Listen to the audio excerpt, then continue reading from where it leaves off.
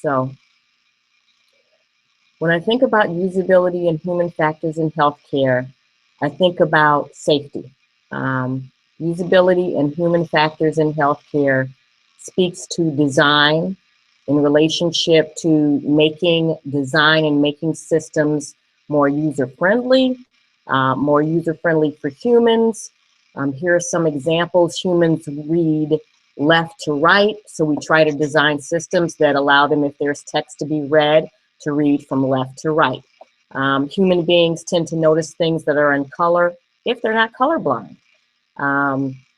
Items in healthcare information systems, as far as issues that relate to usability and human factors and system selection and implementation, might be things like alerts, panic values. When you're looking at lab information systems, electronic medical record systems, documentation systems, you'll notice that panic values and lab values that are very high are usually displayed in red or bold text, and abnormal lows can be displayed in yellows or green. That usability, that human factor on the back end was designed with knowing that human beings, keeping that in mind, that human beings tend to notice things that are bright colors, that are bold.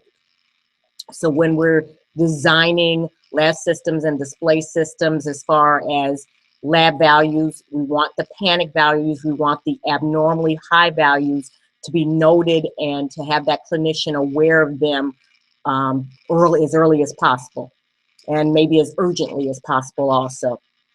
When you think of healthcare information systems or usability and human factors in healthcare information systems design, think of errors, think of unintended consequences. I don't know if you remember, a few years ago there was an actor's twin infants that were killed because of an overdose of heparin given by an RN. Heparin is a blood thinner, it's an anticoagulant, it's given to prevent blood clots. Given in excess, a person could bleed out, so to speak, die. And there was a overdose due to an error.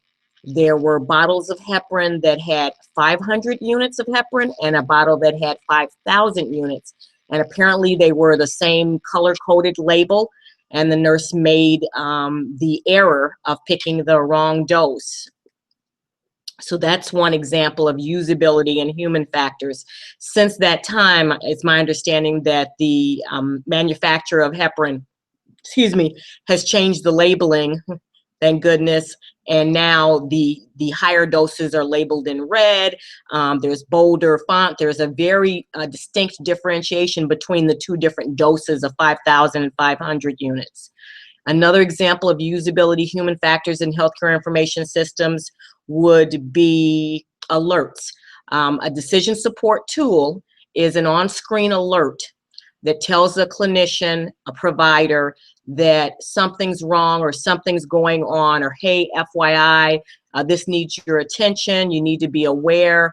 Alerts can be therapeutic duplication alerts. So let's say that the provider ordered 2 CBC results, or he ordered 2 of the same doses of Tylenol, or he or she ordered 2 of the same lab tests to happen at the same time, or he ordered a CBC to happen at 9 a.m. and then a CBC to happen to be drawn again at 9, 10 a.m.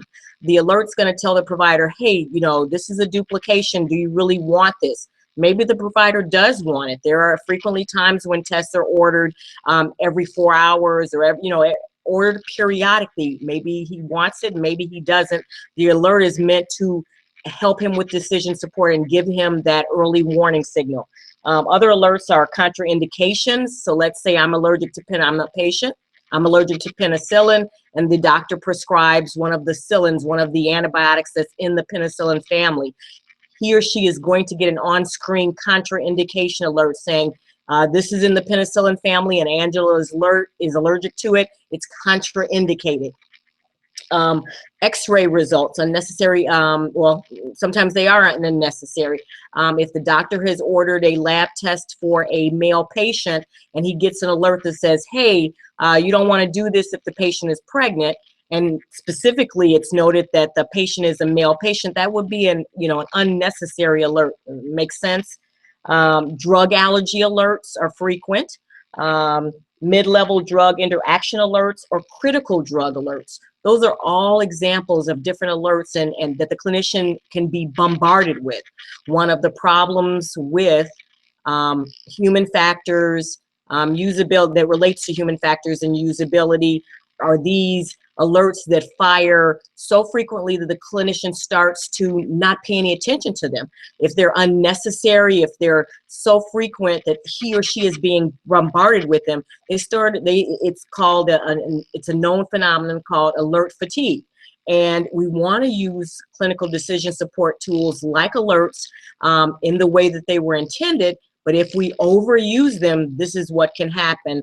An error or an unintended consequence that a clinician might have ignored an alert that he or she should have paid attention to.